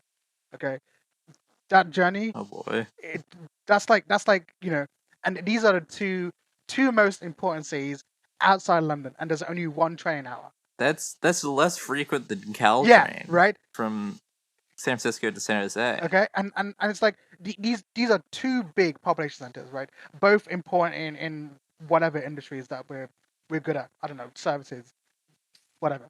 But and that's one train an hour, whereas the HS2 project would have given like many trains an hour. Okay, more trains than we probably needed or whatever. Okay, and the prime minister said, yeah, I'm going to cancel it because it's expensive, and also I want to pander to the car-centric dirt brains who are part of the party's base. But the thing is that the HS2 project, no matter both political parties have supported it, even Boris Johnson's, even Liz Truss supported it. Like none of them had thought of even doing anything to it because they all knew that no matter how expensive it got, just the sheer fact that it would get built eventually would be something, right? But no, this government has decided that they would chop the so it's a Y formation, right? Well, the original plans were a Y shape from London through to Birmingham, and it would branch off to Manchester and then to Yorkshire, respectively. The two Ys there, right? And then trains could continue on through to Scotland. And so the section to Yorkshire was scrapped like last year, again by Richard Sunak, and the section to Manchester was scrapped just last week. The other portion of the plan, which is the plan in the London leg, right? So the leg to London is supposed to terminate at Euston, which is already where trains from Birmingham to Manchester end up on the conventional railway. So the section within London has been delayed and probably will be cancelled because one, it is very, very expensive to develop in London, so the prices of doing so just spiraled out of control.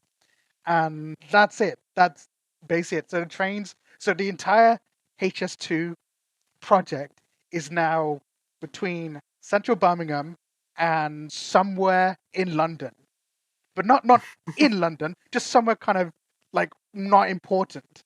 And that means that it is a high speed journey to nowhere.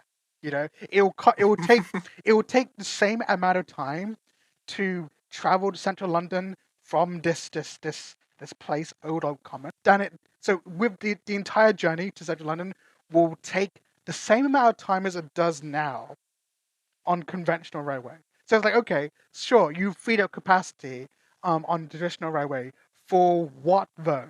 Like we spend $100 billion, £100 billion on what exactly?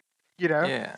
and when you build, you gotta build high speed rail at scale, like you're doing in California, because there's no point building like stop because the money is just wasted. If you build at scale, it is cheaper. If you build a whole network, it is just more effective to combine all the things together. And like even the original plan has so many flaws in it that it would be another hour of podcasting to explain them all. You know, like for example, the main thing I have is that each station on the network is a terminal point. Now that's fine in London because they're all Mm. terminal points in London, but the station in Birmingham would be terminal and the station in Manchester would be terminus too. And that's okay, you can always reverse the trains and whatever, right? But that means that, for example, the bit in Birmingham, there's no way for it to go into Wales, for example, and the bit in Manchester, there's no way for it to go to, like, say, Liverpool, for example, right? So those have been cut off, even though really they don't need to be. And of course, there's the fact that there's already high speed from London to Europe through to Paris, right, by the Eurostar, and so HS2 has no links to that connection. So at present, for example, if I wanted to go to Europe on a train, I would have to take the train to London and then walk like 20 minutes to St Pancras and then get a train to Europe. This project doesn't solve that little hump there. It would just have the same issue where I'd have to walk all the fucking way to St Pancras for a Eurostar. It doesn't make sense, and that's the thing with Anglophone neoliberalism is that there is no reason to see beyond the next like week or so, the next day at best, right? Because what matters is growth in the short term and not anything long term in the future. And this is like the third time I have mentioned HS2 on this podcast. But it is a I think for me is a symbol of neoliberal failings in having a vision, right? Because what point is living in a country where there just isn't any vision beyond preserving the status quo? You know, what is the point of being productive in a country that is gonna be the same a year from now? Yeah. I mean, it's all a lot of rail stuff is heavily mismanaged. Mhm. Like with like if I want to go from San Francisco to Mountain View, BART is very heavily integrated into the system. It's on the market corridor, which means if you are on a Muni Metro vehicle, except for T3rd, then you will pass over BART at some Yeah. point, and you will be able to transfer to Okay. BART. You can, and then you can take that BART. If it went all the way to like where you need to go, then you could just take an LRV directly to BART and then take BART all the way down there. But it doesn't solve that issue because they canceled a part of it. And now you have to transfer to a fucking regional style train, Caltrain, which is Caltrain is baffling to me in terms of like a practical design. It's very, very cool. It is big, big vehicle, big. I like that, but I don't understand it. In order to get to Caltrain, you have to take, like, if you're anywhere north of Market or west of Market, you have to take an LRV to the Market Corridor, transfer to Judah, then go to Caltrain, and then you can board the Caltrain there. It's out of the way. Mhm. It's Mhm. not on the BART corridor. I feel like there's a very, very common pattern here of canceling very important parts of transit projects Yeah, here. yeah, exactly. Yeah. And like it's crazy because it's not like these things can't be done under a capitalist system. Only to look like before the year like 1920 to consider just how effective American rail was, how effective the American interurban network was, and how effective the American streetcar network was. Right? You don't need to go that far back in history to realize that actually, like yeah, okay, capitalism sucks or whatever, but we still managed to make these huge, vast interconnected networks of of of public transport that was good and high quality, and of course the same is Yeah. true in the UK. Every British city had a tram network, just like in North America, and they went fucking everywhere. Very ironically, there are some streets in Birmingham that still have old tram tracks in them, but trams will never run down there ever again. Mhm. It's weird. And of course, even your contemporary neoliberal capitalist countries like Spain, for example, or France, right, have very high quality networks of the sort that we're talking about. So, it's not like neoliberalism is incompatible with this stuff. I think it's just the Anglo American strain of neoliberalism that leads this kind of short term thinking. Yeah. At the core of it is, it's become sort of a meme catchphrase, but this nation used to build Yeah. railroads. That's a thing we Yeah, did. yeah, yeah. We built a train across the fucking country. Do you know how big this country is? We put a train across it. We put tracks, and we didn't have computers. We didn't even know shit back then, and we still did it because we wanted Yeah. to, and we just decided to do it. We're as humans, we can do whatever we want if we put ourselves to Mhm. it. As the richest country in the fucking world, we can do whatever the fuck we Yeah. want. And what we want right now is to fucking die in our stupid fucking cars, sitting in traffic, dying from air pollution from the exhaust of the BMW in front of us. All we need to do is just want a railroad, and we can create it in like 3 years. We could build so much shit. We have so much industrial Yeah. capacity, so much money, and so much will that we could just put into rail, and it would be glorious. We would have the best transit system ever seen in the entire fucking history of Right. the world Right. if we put our minds to it. But we don't. We don't, because we've fallen for all these fucking neoliberal lobbyist assholes who keep, paying our politicians to just put fucking highways everywhere, which are super fucking expensive, by the Yeah. way. Like trains, sure, there's metal in there. Have you seen a highway? So much concrete. Like, that's expensive. So much concrete. There's so much shit, so many resources. You can build if you put your mind to it. If we, reduce the excesses of contractual construction, we could build a rail for cheaper than highways. It's less, it's smaller, and it's faster. It's more efficient. It's better. Why aren't we doing this? I fucking hate the government. My God. Yeah, I completely agree. Like, why aren't we doing this? It is, and it's like, and even if you want to think of it as a return on investment type deal, which we shouldn't, right? Because highways don't do returns on investment, right? No one has built a motorway and expected it to be a return on investment. We just built them because we needed them to, right? And like, why can we do that for anything else? Why does but if you think of it in that stupid return on investment bull crap, okay? The Crossrail project, right, which punches right through east west through London. Mm. That was delayed by a significant amount of time, right? It was over budget, okay, by God knows how much, right? They didn't cut any of it, by the way. So all of it was built as intended.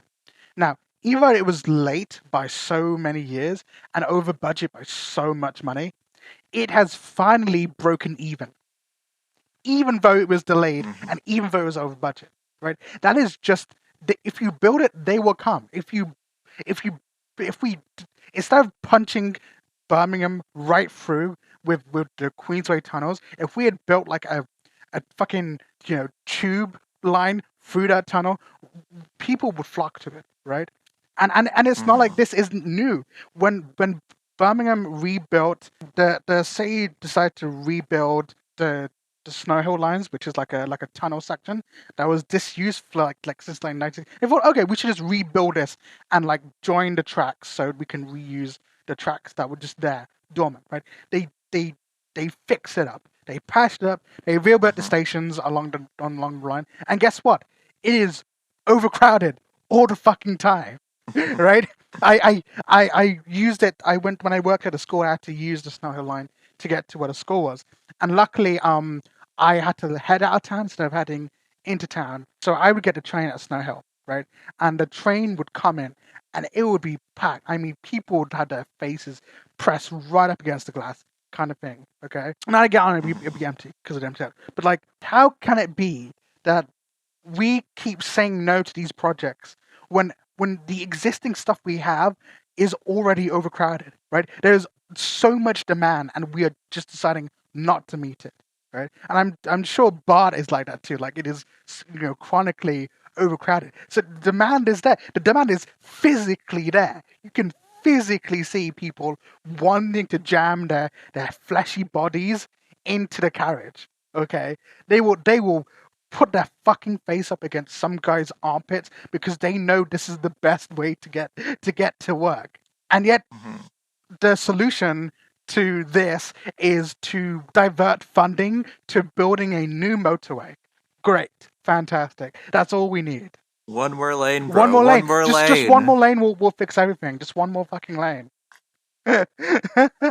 Yeah. And just to sort of cap this bit off, if you are more interested in the San Francisco rail system, for Muni Metro specifically, there's a video by Foggy City History, I Mhm. think was the channel, and they go over like the history of the metro system and how we got to where we are now. Cool. There were a bunch of older tram systems that got shut down. They were private and they ran out of money. Lol. And if you want a cinematic experience, honestly, like a really amazing just experience is Tunnel Vision, an unauthorized BART Mhm. ride. This guy puts a camera on the front of a BART vehicle, like sneaks it on, and you go through the entire tunnel, and you can just watch the tunnel go by as he sort of recounts like the history of BART and like interviews people who managed the BART systems back in the day and now, and sort of talking about the system. It's a wonderful experience if you're at all interested in BART. Wow. Uh, Cool. the it's If you send me the There's so much if you beauty. send me the link to that, I can put it in the show. Yeah. Okay, we are Anyway, getting precariously close to time, so I'm just gonna quickly check to see what questions are gonna be useful. I again apologize to everyone. God, there were a lot of questions, and I wish I could answer all of them. Okay, this one is from May at meow.worm.cat. And the first question that she asks us is, what are your favorite trains, respectively? well, so I mean, I do love Caltrains, like the I think Hmm. F40s. They're just like classic American Hmm. locomotives. Uh, they're not particularly good, like, uh, but they look They look awesome. impressive. I don't like how the MP36s Mm. look. They're called the dildo for a reason. They're not particularly attractive vehicles, but the F40 is beautiful.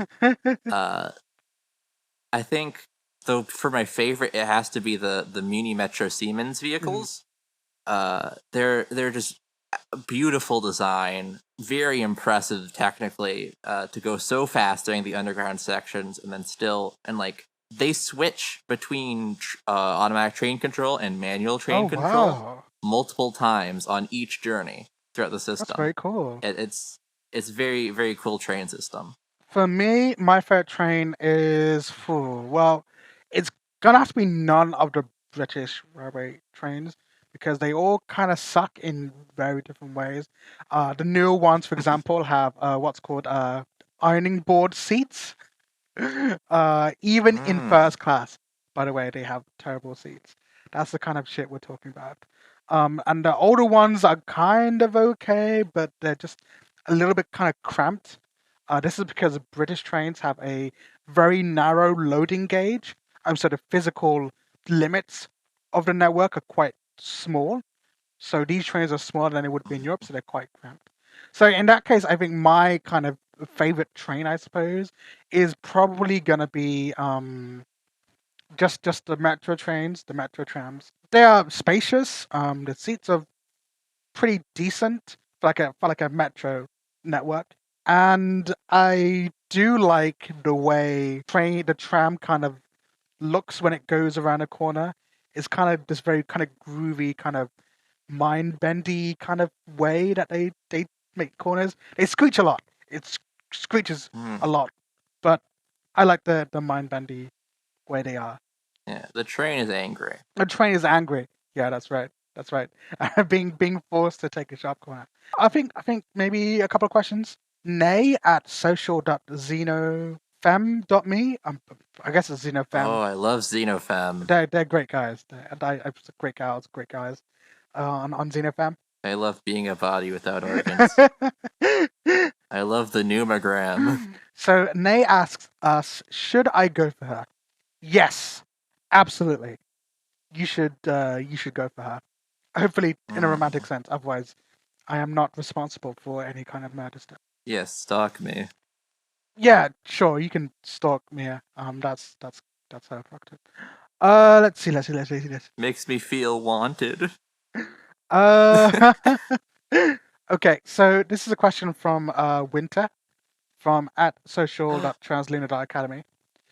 Hi, Winter. So this is the snowflake person who was asked this question. Yes, that would be Winter. Ah, The Winter headmate. oh, I see. Okay. So this question is for you, and not for me. Oh, okay. Well, whatever. That's fine. That's fine, Winter. You find yourself in a remote, high redshift server, having no memory of entry. You try to fall back, but you are ether locked. Ooh, that's a nice word. You most likely used your ND implant to dissociate, and you have an internal interface. You are certain of only one thing. You are not alone here. What will you do? Oh, shit. Oh, God. Imagining I'm just some random technopath and not, like, the messenger of Aeon. I mean, if you're in, a foreign server and you know that there are others around nearby, the first step is always to, raise your shields and try to prevent them from, sort of going into your head and figuring out whatever. Probably would try some sort of obspec to hide myself in order to buy enough time to get behind cover, get into like a ideal location Mhm. to sort of spot my adversaries and see whoever else is there. Mhm. So that would probably be my Aether Glow response sized thing that I would do. Okay. I didn't know Winter even listened to this podcast. It's very nice to know that. Yeah, me neither. Yeah. Hi, Winter. Hi, Winter. Okay. um, I hope they do. Cause Please don't kill him. I hope they do. I love It'd be my- kind of weird if they asked the question and then didn't listen to the podcast at all. Okay. Oh God, there's so many good questions here, and I really wish I could ask all of them. Do you think you could pick one? Oh, I could open Fedi. I hate the equipment interface. Oh, okay. To see has a lot of things here. Mhm. What's your opinion on the no living man can kill me being outsmarted? Ooh, And what would be your favorite iteration of that that? is a good question. I do like this trope. Yeah. I do like this trope a lot. It's like, yeah, no man can kill me, and I'm actually a woman. I mean, honestly, the iconic version I think is obviously, of course, from Lord of the Rings. I think I would say that's my favorite, just because it's just so iconic and so well done. That is just like a surprise everyone. I mean, it's a standard answer, but it's a good answer. I think it's quite an iconic scene in that regard. Yeah. I don't really consume much media like traditionally, Right. so I don't really have like a favorite iteration of it.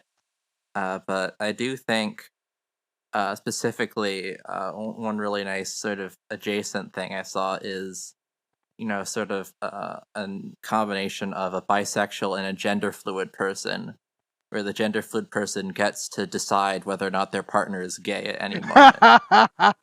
Okay, that's great. That is fantastic. I love that one. Ooh, okay. So this one is from Ma at ak.zweitekabasi. Fucking Zvita Kasabita. Zwita Kasabita. Is that Zvita Kasabita da jetzt. how you pronounce it? Uh, yeah, well, I mean, it looks like it. I know a little bit of German. Oh, okay. Zwita Kasabita dot Yeah. zest. Okay, well, we both tried to pronounce your Insta's name. So your question. I did it better. You. Abschers Taube and such.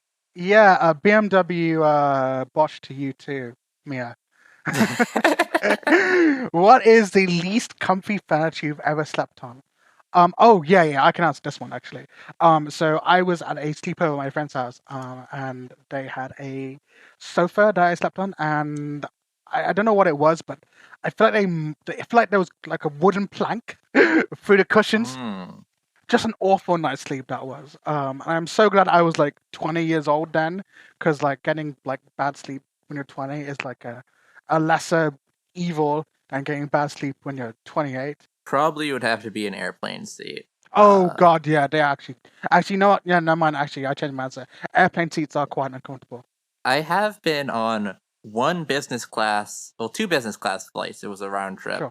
The seats there are fucking wild. I want that seat in my apartment. Right. Yes, I know what you mean. I have flown business class like a couple of times in my life. And the seats are just insane. It's like, wow, yeah, I can see why people would spend money on this. I mean, it's expensive, fucking expensive.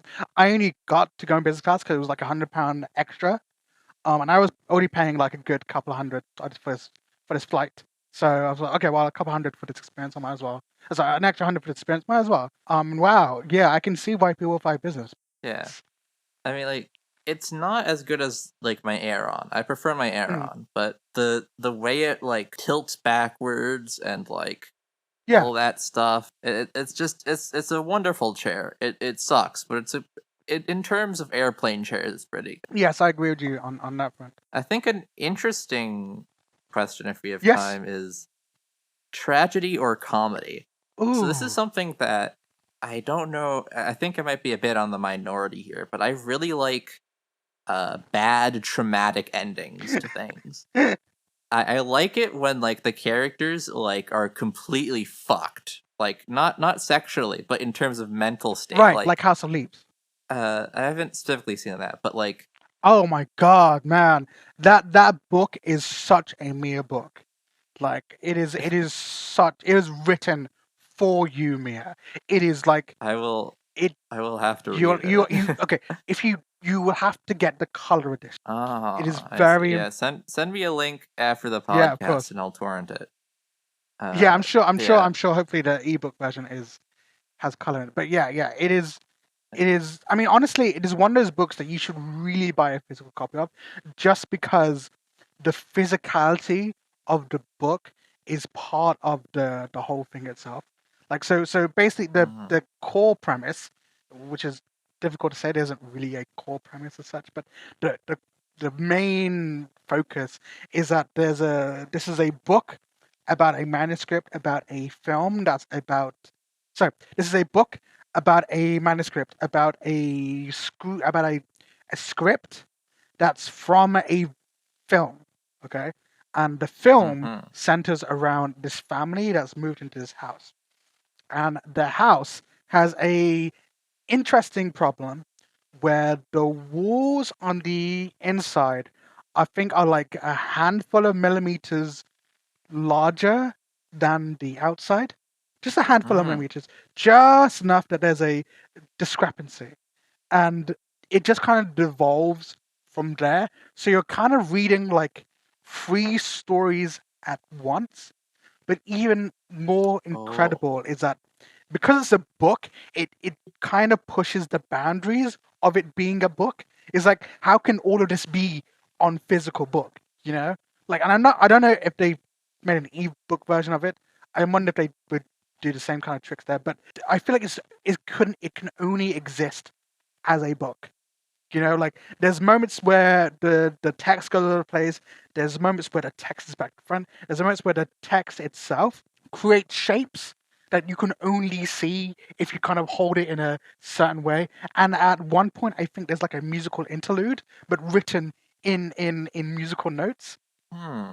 The best part is that the front cover is ever so slightly smaller than the book by, you guessed it, a handful of millimeters. Oh, that's so good. Yeah. I will definitely have to read that. That sounds very Mhm, mhm. interesting. It's one of Yeah. one of my favorite books of all time, just because it has a very very very this is one of those books that is confusing, and that's okay, because your confusion is part of the story, right? Like there are books that are like cerebral and intellectual, whatever, and you get confused reading them because just so much. This book has so much going on because it is intended to do so. Your confusion is part of the story. Your emotions, the way you feel about the book itself, is part of the story. You know, and that's why it's such a good book, because it's this very good piece of meta fiction that is both incredibly pretentious and also not at the same time.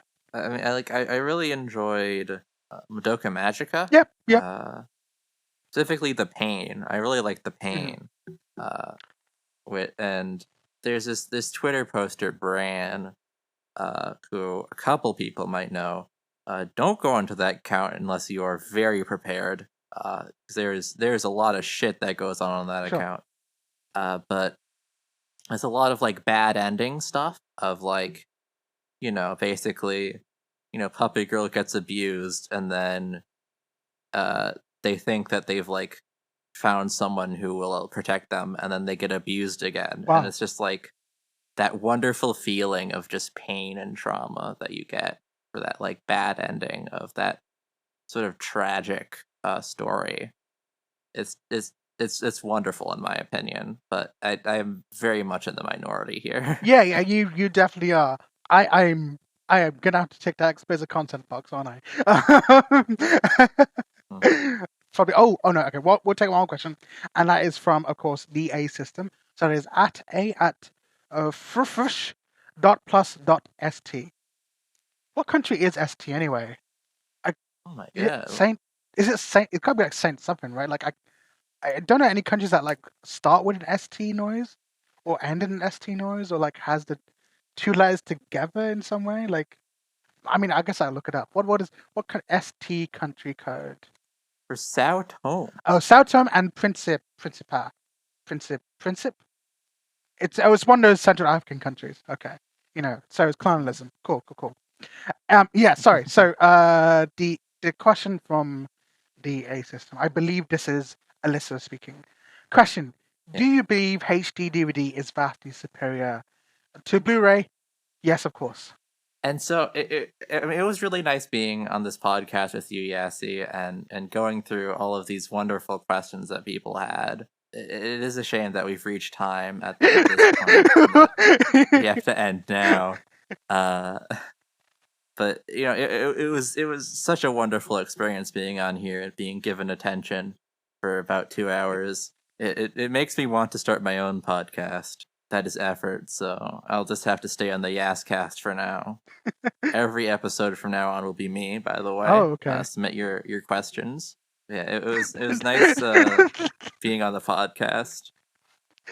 Are you doing the outro to my show too? Yeah, fuck you. My podcast now, bitch. I'm the captain now. So this has been the Yascast with me, your host Yaseen, and our lovely guest Mia. Yes.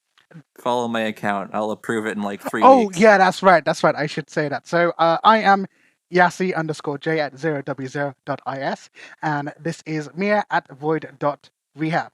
That I just realized that I've forgotten to introduce my handle for like the past like 3 episodes. I mean, I don't think it particularly matters, because like if you're watching this podcast, you should probably know who I am. But watching this podcast, whatever. Anyway, anyway, this episode was hosted, directed, and edited by me, Yaseen, with a guest star from me.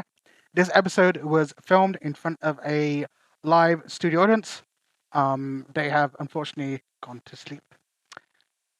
Woo! Oh no, they're back. Oh great. Woo! Yeah, I love Mia. Woo! That's good night from me, Yaseen. Yeah, sleepy. You're supposed to say good night too, I guess. Oh, good night.